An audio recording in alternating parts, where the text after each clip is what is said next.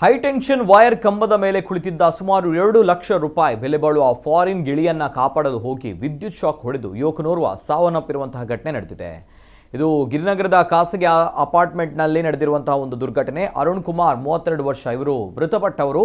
ಗಿಳಿಯೊಂದು ಗಿರಿನಗರದ ಖಾಸಗಿ apartment ಒಳಭಾಗದಲ್ಲಿರುವ high tension wire ಕಂಬದ ಮೇಲೆ ಕುಳಿತಿತ್ತು. ಅದನ್ನು ಕಂಡ ಅರುಣ್ ಕುಮಾರ್ ಅಪಾರ್ಟ್ಮೆಂಟ್ ಕಾಂಪೌಂಡ್ ಮೇಲೆ ನಿಂತು ಸ್ಟೀಲ್ ಪೈಪ್ಗೆ ಕಟ್ಟಿಗೆ ಸೇರಿಸಿ ಓಡಿಸಲು ಪ್ರಯತ್ನಿಸಿದ್ದಾರೆ.